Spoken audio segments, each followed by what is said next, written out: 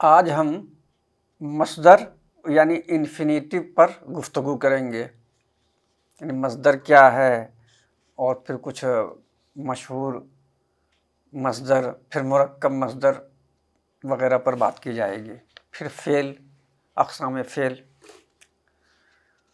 تو اب مصدر یعنی انگریزی میں جسے انفینیٹیو کہا جاتا ہے.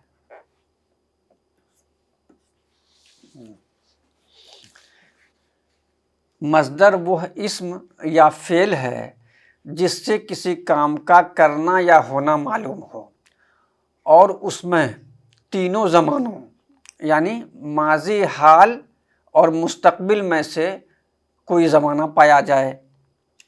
مصدر سے ہی اسم مشتق اور دوسرے افعال نکلتے ہیں. گویا یہ ایک طرح کی فیکٹری ہے. فارسی میں مصدر کی پہچان لفظ کے آخر میں دن یا تن ہے، جیسے آمدن، خوردن. اسی طرح سے گفتن، تو اس میں دن ہے اس میں تن ہے. اور اردو میں آخر میں نہ آتا ہے، جیسے لکھنا، پڑھنا، کھانا، پینا وغیرہ. قابل غور بات یہ ہے کہ تمام افعال مصدر سے نکلتے ہیں، لیکن یہ خود فعل نہیں بلکہ اسم مصدر کہلاتا ہے.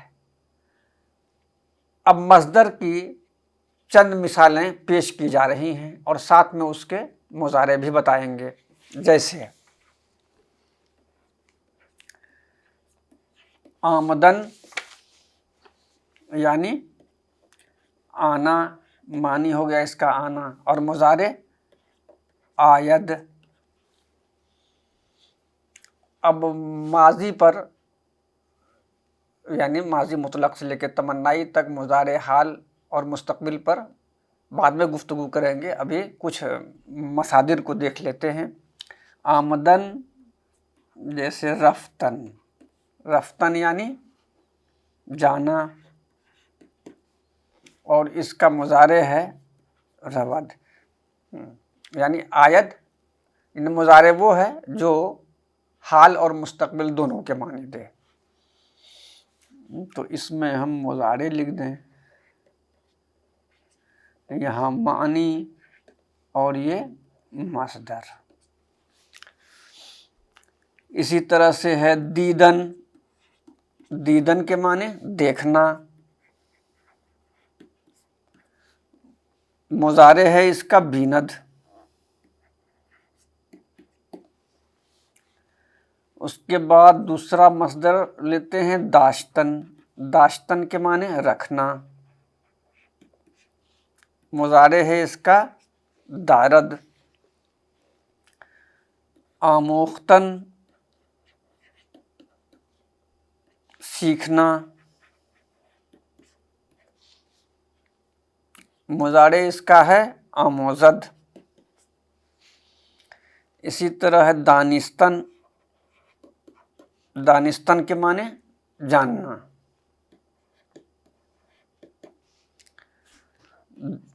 داند، دانستن کا مضارع داند. خندیدن، خندیدن یعنی معنی ہے ہنسنا اور مضارع ہے اس کا خندد. اب چند مصدر اور دیکھتے ہیں، جیسے باریدن. باریدن کے معنی برسنا، اور مضارع ہے بارد.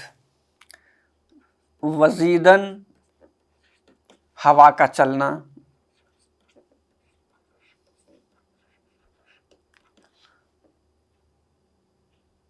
یا بہنا.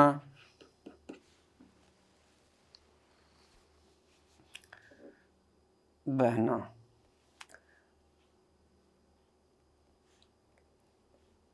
بارد ہے یہ، سوری.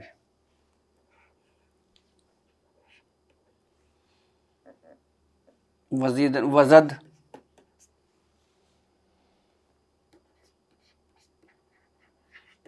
گرفتن. گرفتن کے معنی پکڑنا یا پھر لینا. یہ تھے کچھ مصادر، اور ہیں تو بہت، لیکن تفصیل کے لیے آمد نامہ دیکھا جانا چاہیے.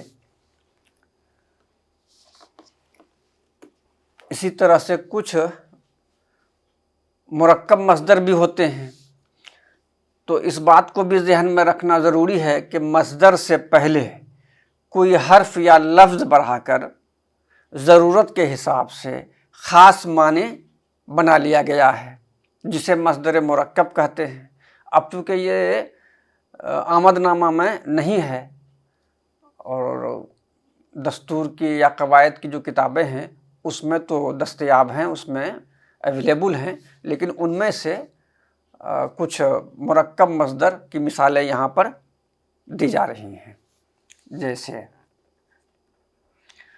اور اسے یاد کرنا ایک طرح سے ضروری بھی ہے تاکہ جملوں میں استعمال کرنے میں آسانی ہو، رسائل جرائد پڑھنے میں آسانی ہو، کتاب پڑھنے میں آسانی ہو. اس لیے مرکب مصادر کو بھی ذہن میں رکھنا ضروری ہے. جیسے آمادہ کردن یعنی بنانا، ٹھیک کرنا،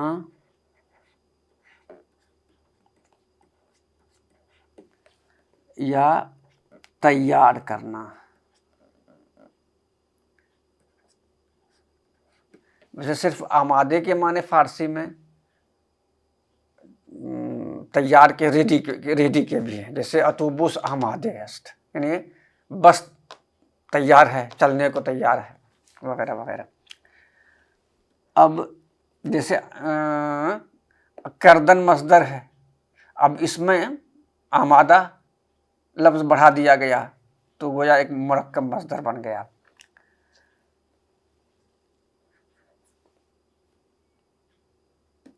بلند شدن، کھڑا ہونا، اٹھنا،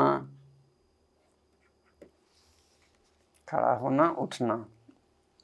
اب جیسے بازی کردن، کھیلنا، بازی کردن کھیلنا. تمام شدن، ختم ہونا، تمام شدن ختم ہونا. برخوردن، برخوردن آمنا سامنا ہونا، ٹکرانا.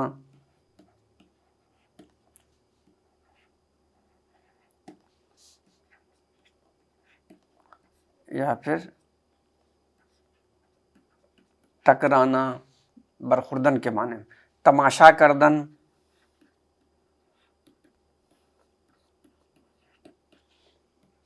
دیکھنا. یا عام طور پر ٹیلی ویژن اور فلم وغیرہ دیکھنے کے معنی میں استعمال ہوتا ہے. دیکھنا یعنی ٹیلی ویژن یا فلم، اس کے لیے. اب ہے در آوردن. در آوردن حاصل کرنا، حاصل کرنا. خاموش کردن،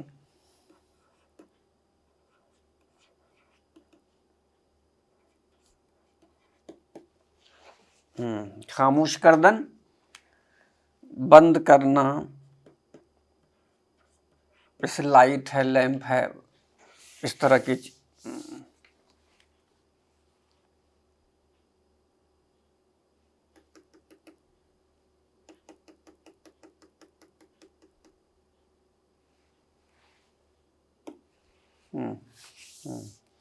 خاموش کرنا، بند کرنا.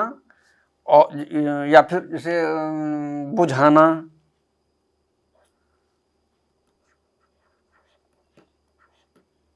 یا پھر آف کرنا. آف کرنا خاموش کردن کے معنی. خستے شدن، اب جیسے اس میں کردن مصدر ہے، اس سے پہلے خاموش بڑھا دیا، اس میں آوردن مصدر ہے، اس سے پہلے در لگا دیا، اسی طرح سے خستے شدن، شدن مصدر ہے، اس سے پہلے خستے لگا دیا، یعنی تھک جانا، تھک جانا، خستے شدن۔ اب ہے خاموش کر، اب روشن کردن، جیسے بلب کو جلانا ہے، چراغ کو جلانا ہے، تو روشن کردن، روشن کردن چلانا یا پھر آن کرنا،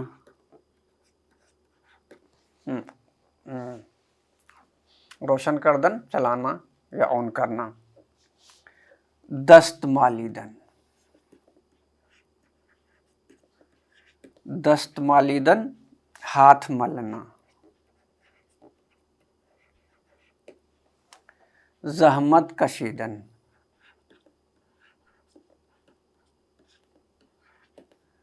زحمت کشیدن محنت کرنا، تکلیف اٹھانا۔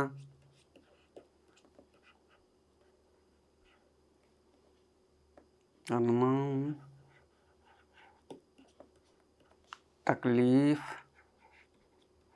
اٹھانا۔ نشان دادن، نشان دادن یعنی دکھانا۔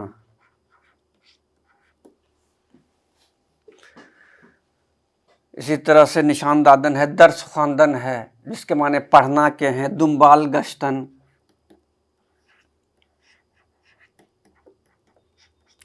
دنبال گشتن یعنی پیچھا کرنا، دنبال گشتن پیچھا کرنا۔ اسی طرح سے اور بھی بہت سارے مصادر ہیں، جیسے اسبانی شدن غصہ کرنا، گریہ کردن رونا، لیز خوردن پھسلنا، واکس زدن پالش کرنا، عوض کردن بدلنا یا تبدیل کرنا، زنگ زدن فون کرنا یا گھنٹی بجانا، گل چیدن چننا کس چیز کا؟ پھول کا، یعنی پھول چننا یا پھر توڑنا، گل چیدن۔ گردش کردن سیر کرنا، گھومنا۔ لذت بردن لطف اٹھانا، بجا آوردن قبول کرنا، تب داشتن بخار ہونا، خرد کردن ٹکڑے کرنا، چھوٹا کرنا، یعنی کسی بھی چیز کو جب ہم ٹکڑوں میں کاٹتے ہیں تو اس کے لیے خرد کردن ہے۔ رد شدن فیل ہونا۔ فرود آمدن نیچے آنا یا اترنا۔ پیروز شدن کامیاب ہونا۔ تمیز کردن صاف کرنا، صاف کرنا۔ علاقے داشتن دلچسپی رکھنا، تعلق رکھنا۔ کتک زدن پٹائی کرنا۔ لب فرو بستن خاموش رہنا۔ اور نشان دادن تو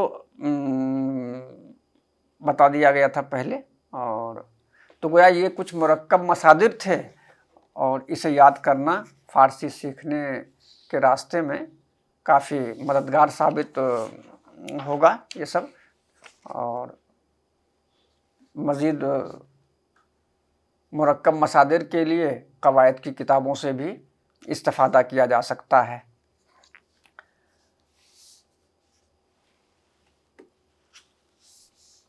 اب آتے ہیں کہ فارسی افعال کے سلسلے میں کچھ ضروری معلومات ضروری ہیں، جیسے صیغہ، یعنی جس کو انگریزی میں پرسن کہا جاتا ہے، کہ صیغہ کیا ہے۔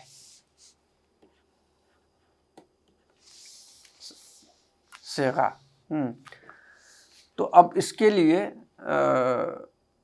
فارسی میں یہ کہنا چاہیے کہ 6 صیغے ہوتے ہیں، انگریزی میں 3 ہیں، جیسے first person, second person, third person, لیکن وہاں سنگولر اور پلورل کے لیے ایک ہی ہے۔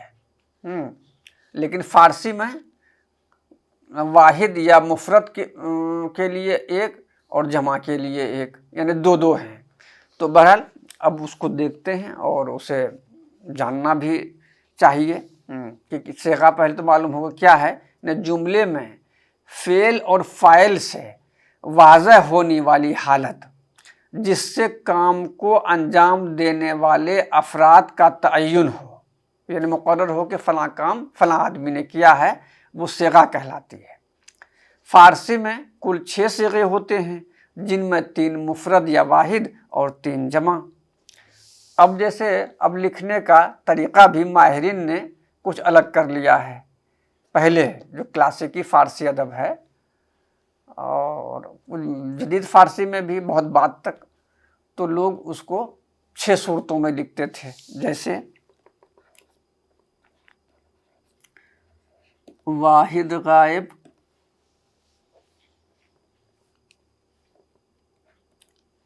اور چونکہ انگریزی کی تقلید کرتے ہوئے ماہرین نے اب اس کو بھی انگریزی کے فارم میں ڈھال دیا ہے۔ اب واحد غائب کو اور جمع غائب،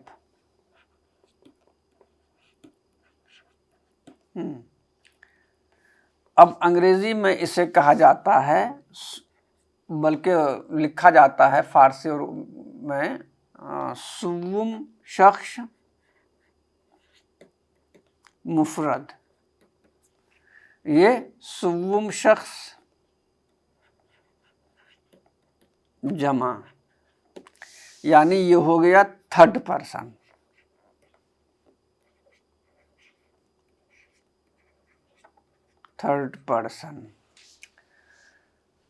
اور یہ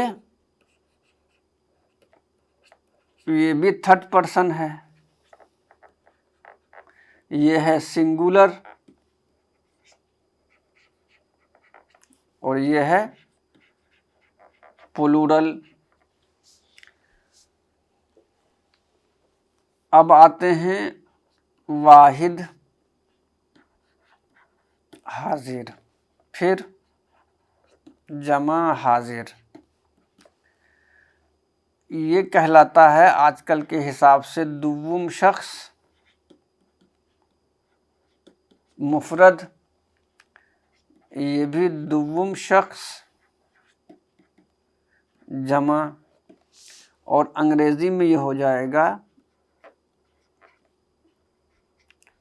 2nd پرسن سنگولر، اور یہ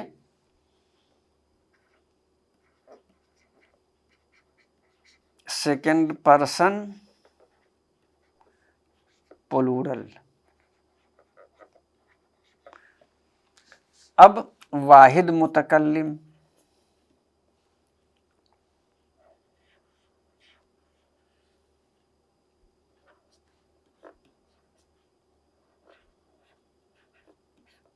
واحد متکلم اور جمع متکلم۔ واحد متکلم یعنی اول شخص مفرد، اور یہ اول شخص جمع۔ اب یہ کیا ہو جائے گا انگریزی میں 1st پرسن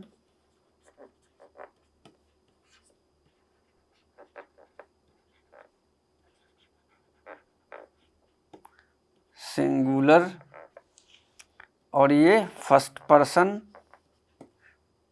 پلورل۔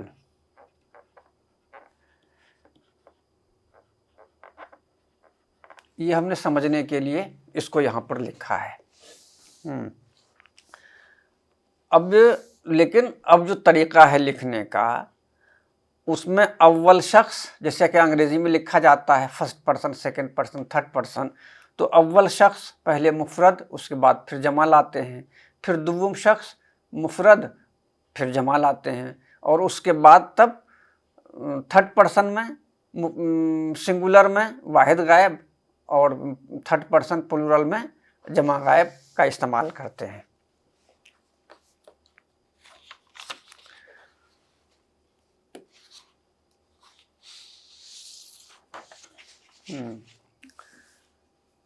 اب یہ تو مصدر کی بات ہو گئی۔ اب ہم فعل اور اس کے اقسام پر آتے ہیں۔ فعل یعنی بھرب. کیا ہے فعل؟ تو فعل وہ کلمہ ہے جو کسی بھی وقت کام کے ہونے یا کرنے کو زمانہ گزشتہ، موجودہ، آئندہ یعنی ماضی، حال اور مستقبل میں انجام پانے کو بتائے. جیسے آمد، وہ آیا، یعنی آیا تو اس میں کون سا زمانہ پایا گیا؟ ماضی. می آید، وہ آ رہا ہے یا آتا ہے، یہ حال کا ہے.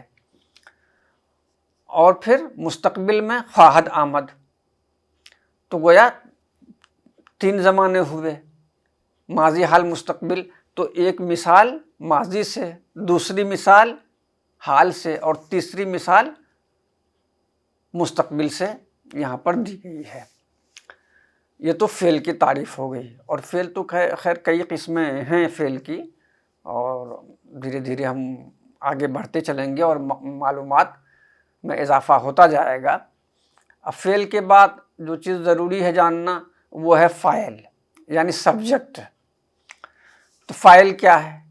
تو فاعل وہ لفظ ہے جو کام کرنے والے کو بتائے. یعنی کوئی بھی چیز، جیسے میں لکھ رہا ہوں تو لکھنے والا کون ہے؟ تو میں فاعل ہو گیا. یا میں کہوں کہ احمد کھانا کھا رہا ہے تو کھانے کا کام کون کر رہا ہے؟ احمد کر رہا ہے. تو وہ گویا فاعل ہے یا سبجیکٹ ہے. تو ڈیفینیشن کے طور پر کہا جاتا ہے کہ وہ لفظ ہے جو کام کرنے والے کو بتائے. جیسے علی صبحانے خورد، صبحانے کے معنی ناشتہ کے ہوتے ہیں، تو علی نے ناشتہ کھایا. زینب نام نوشت، زینب نے خط لکھا. تو ان جملوں میں علی اور زینب فاعل ہیں. موٹے طور پر یہ کہا جائے کہ کام کو یا کام کرنے والے کو فاعل کہتے ہیں، یعنی سبجیکٹ. اب جیسے کہ اور بھی جملے بنائے جا سکتے ہیں، لیکن طوالت کی غرض سے اسے نظر انداز کیا جا رہا ہے. اب آتے ہیں مفعول پر، یعنی آبجیکٹ. تو مفعول کیا ہے؟ یعنی وہ شخص یا چیز جس پر فعل واقع ہو یا کام ختم ہو، یعنی جس پر کام ختم ہو اسے مفعول کہا جاتا ہے. جیسے شاہد غذا خورد، زینب کتاب خواند. تو ان جملوں میں غذا، کتاب مفعول ہیں، کیونکہ کھانے اور پڑھنے کا کام غذا اور کتاب پر ختم ہوا ہے. اور فاعل کون ہے؟ ایک جملے میں شاہد ہے، دوسرے جملے میں زینب ہے. اور جیسے کھانا پینا، پڑھنا، یہ کیا ہے؟ یہ فعل ہے، کام ہے ایک طرح سے. تو کام فعل ہو گیا، کام کرنے والا فاعل، اور جس پر کام ختم ہو وہ مفعول کہلاتا ہے. یہ موٹے طور پر کہا جا سکتا ہے. اب اقسام فعل یعنی فعل کی قسمیں. ایک تو ہے فعل لازم اور پھر فعل متعدی. ایک تو زمانے کے حساب سے فعل کی 4 قسمیں ہیں، اس کا بھی ذکر ہم کریں گے، جیسے ماضی، حال، مستقبل اور پھر مضارع. تو اس کا ذکر ہم آنے والے لیکچر میں کریں گے. تو ابھی بہرحال جو قسمیں ہیں اس کی وہ ہم بتا رہے ہیں. فعل لازم وہ فعل ہے جو فاعل پر تمام ہو جائے اور مفعول کا محتاج نہ ہو. جیسے علی آمد، علی آیا، ایک مکمل جملہ ہے، اس میں کسی کی ضرورت ہے نہیں، پتہ چل گیا کہ ہاں علی آیا ہے. اسی طرح سے کہیں زینب رفت، زینب گئی، یہ بھی مکمل ہے، یعنی زینب گئی تو گئی. تو اس میں مفعول کی ضرورت نہیں ہے. تو پھر یہ کہنا چاہیے وہی کہ فعل لازم وہ ہے جس کو جو فاعل پر مکمل ہو جائے اور مفعول کی ضرورت اس کو نہ پڑے. لیکن اس کے برخلاف فعل متعدی، جیسے فعل لازم علی آمد، اس کے بعد زینب رفت، تو یہ فعل لازم ہے، ضرورت پڑی نہیں۔ اسی طرح سے فعل متعدی ہے، فعل متعدی یعنی وہ فعل ہے جو فاعل اور مفعول دونوں کو چاہے، یعنی اس میں فاعل کی بھی ضرورت پڑتی ہے اور مفعول کی بھی، اور اس کے مفعول کے بغیر جملہ مکمل نہیں ہوتا ہے، بغیر مفعول کے وہ جملہ ادھورا اور ناقص رہ جاتا ہے۔ جیسے زینب کتاب خواند، یا زینب کباب پخت، تو زینب کتاب خواند۔ شاہد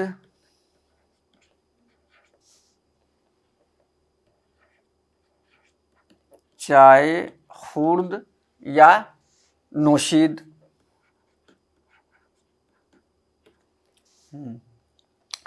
اب اس میں دیکھنا ہے کہ کون فعل ہے، کون فاعل ہے اور کون مفعول ہے۔ تو زینب نے کتاب پڑھی،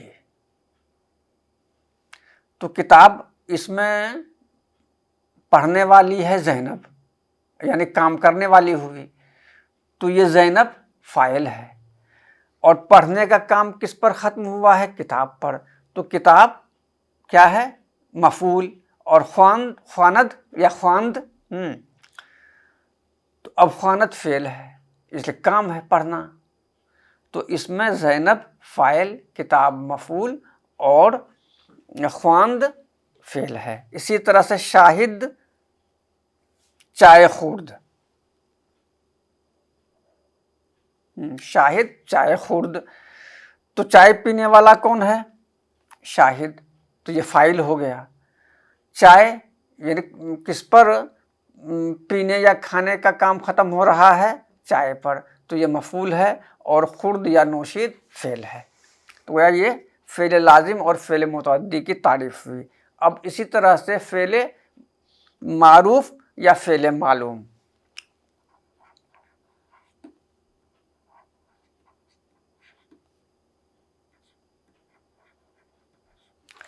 فعل معروف یا فعل معلوم وہ فعل ہے جس کا فاعل معلوم ہو۔ اس میں فعل معروف میں جیسے احمد حامد را کشت،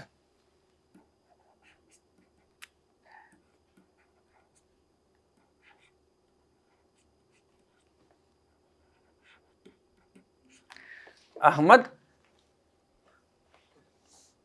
حامد را کشت، یعنی احمد نے حامد کو مارا یا احمد نے حامد کو قتل کیا۔ تو اس میں فاعل معلوم ہے، تو کیا ہے فاعل؟ احمد، مارنے والا، مارنا ایک کام ہے، تو مارنے والا کون ہوا؟ احمد، اور کشت جو ہے کہ فعل ہے، اور کام کس پر ختم ہوا؟ حامد پر، تو گویا ہمیں معلوم ہے مارنے والا کون ہے، تو اسی لیے یہ کیا ہے؟ حامد را کشت، احمد حامد را کشت، یہ فعل معروف ہے۔ اسی طرح سے فعل مجہول،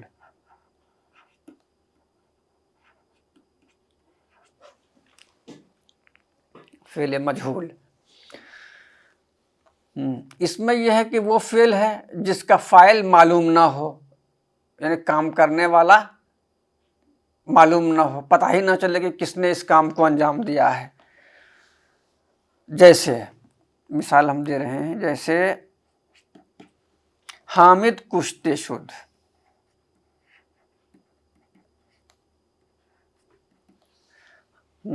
حامد مارا گیا۔ اسی طرح سے کتاب خواندے شد، کتاب پڑھی گئی، تو یہاں حامد کشتے شد، حامد مارا گیا، یعنی پتہ تو چل گیا کہ صاحب مر چکا ہے، مارا جا چکا ہے، لیکن مارنے والا کون ہے؟ یعنی کس نے مارنے کے کام کو انجام دیا ہے، اس کا پتہ نہیں، تو اس لیے یہ گویا مجہول ہے، اور اس جملہ مکمل کرنے کے لیے اس کو، جملہ تو مکمل ہو جاتا ہے لیکن فاعل معلوم نہیں ہو پاتا ہے کہ کس نے مارا ہے، جیسے حامد کو یا کتاب پڑھی گئی اس طرح۔ تو اس میں کیا ہے، جیسے مارنے والا معلوم نہیں ہے، یا اگر ہم کہیں کہ نام نوشتے شد، خط لکھا گیا، تو اس میں بھی وہی ہے کہ خط تو لکھا گیا لیکن کس نے لکھا، فاعل یعنی لکھنے والا معلوم نہیں ہے کہ کس نے خط لکھا ہے۔ تو یہ لازم اور متعدی، پھر معروف اور مجہول افعال کے بارے میں کچھ بتایا گیا۔ اس کے بعد ہے فعل مثبت۔ وہ فعل ہے جس سے کام کا کرنا یا ہونا سمجھا جائے، جیسے آمد، رفت، خورد وغیرہ۔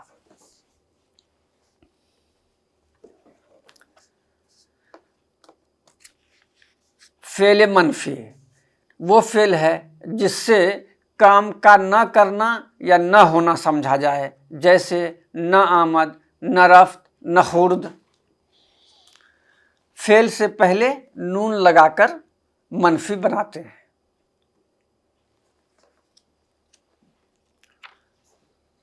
اب اس کو کنٹینیو کرتے ہوئے مثبت اور منفی کے کچھ جملے ہم لوگ دیکھتے ہیں، اس پر غور کرتے ہیں۔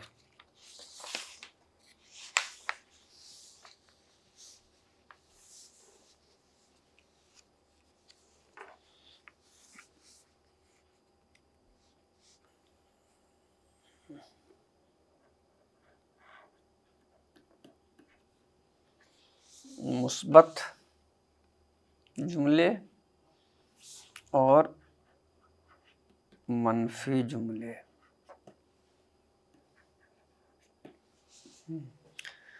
جیسے اب ماضی مطلق ہے، اب ظاہر سی بات ہے جملے جب بنائے جائیں گے یا تو ماضی کے بنائیں گے یا حال کے یا مستقبل کے، تو اب ہم ایک دو جملے ماضی مطلق سے دیکھیں گے، ایک دو جملے قریب سے، بعید سے، اسی طرح سے آگے بڑھتے چلیں گے۔ اب جیسے مثبت جملے میں زینب غذا خورد، اب یہاں زینب نے کھانا کھایا۔ اب اسی کو اگر ہم کہیں زینب غذا نہ خورد، تو وہ کیا ہو جائے گا، منفی۔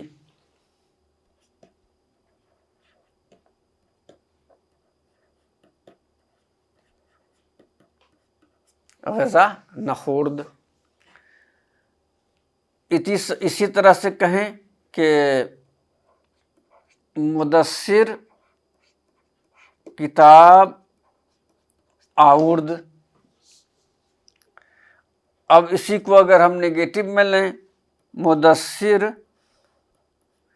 کتاب نیاورد، تو یہ تو ماضی مطلق کے ہو گئے جملے۔ اب دیکھتے ہیں کہ ماضی قریب میں کس طرح کے جملے بنیں گے۔ زینب از سہارنپور آمده است، یعنی اس میں ہے است اور اس پر باقی جو اس کی ضمیریں ہیں وہ لگائی جاتی ہیں، تو زینب از سہارنپور آمده است۔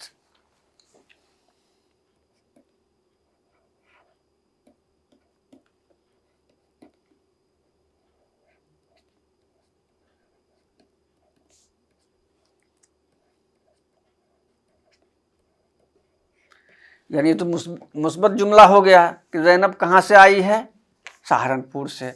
اور اگر اسی کو ہم منفی میں کہیں گے، زینب از سہارنپور نیامده است۔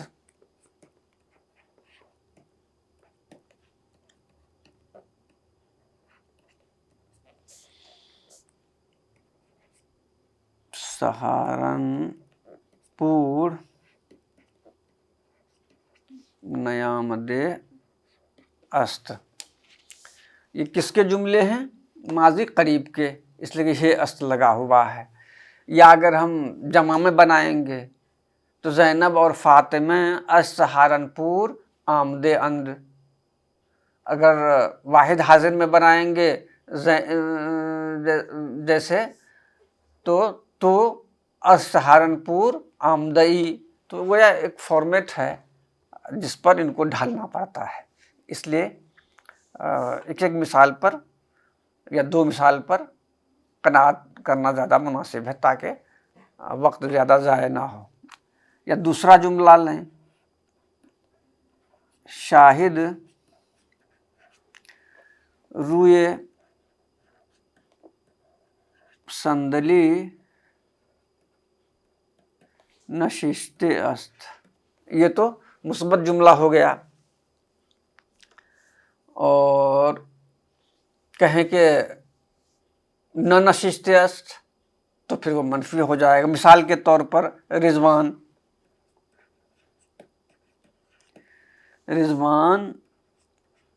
روئے صندلی نہ نشستے است، یہ منفی جملے ہو گئے. اب یہ تو قریب کے ہیں. اب آتے ہیں بعید پر.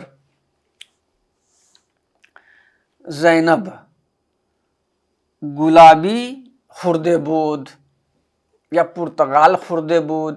گلابی کے معنی امرود کے ہوتے ہیں. زینب گلابی خردے بود، یعنی زینب امرود کھائی تھی.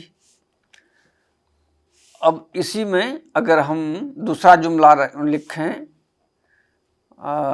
مبارک بازار نہ رفتے بود، یا مبارک گلابی نہ خردے بود، یا مبارک بے بازار نہ رفتے بود. کیونکہ ماضی قریب جو بنایا جاتا ہے ماضی مطلق کے بعد ہے بود، پھر بودند بودی ہے سب میں لگے گا. بود کے بعد بودند بودی بودید بودم بودین. تو زینب کیا ہوا؟ امرود کھائی تھی.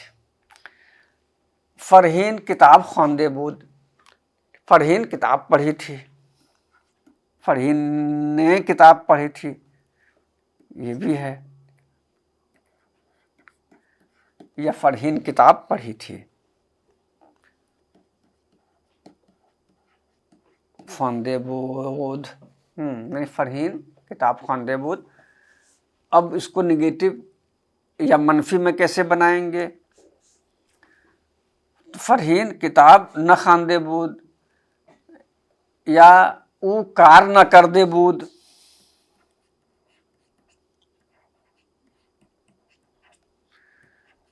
کار نہ کردے بود تو یہ ماضی بعید کے ہیں.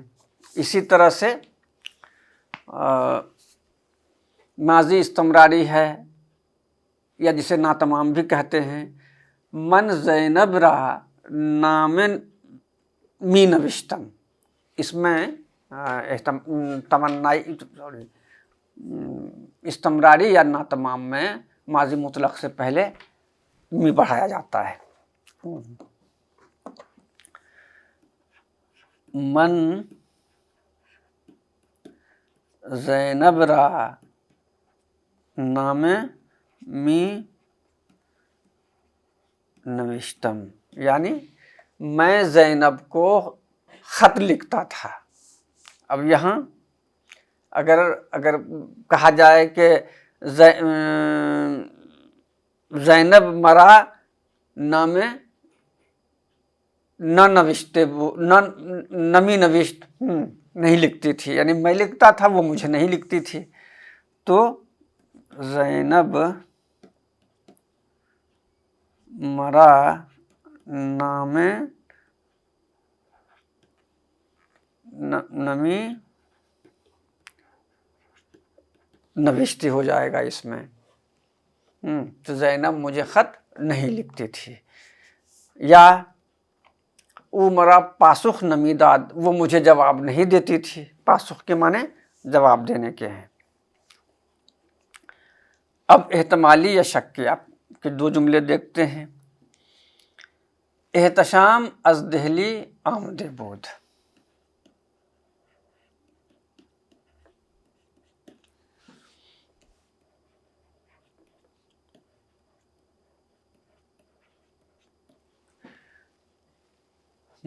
احتشام دہلی سے آیا تھا. اور اگر نگیٹو بنائیں، منفی بنائیں، تو احتشام از دہلی یا از مظفر پور آمده است. یا احتشام بمظفر پور نہ رفت. سوری احتمالی ہے. احتشام از دہلی بات ماضی احتمالی کی چل رہی تھی، تو اس میں ماضی مطلق کے بعد ہے باشد بڑھایا جاتا ہے. میں نے غلطی سے قریب کا بتا دیا، بعد میں مجھے احساس ہوا کہ احتمالی نہیں، یہ ماضی بعید ہے. تو اب جملے کیسے بنائیں گے؟ جیسے احتشام از دہلی آمده باشد.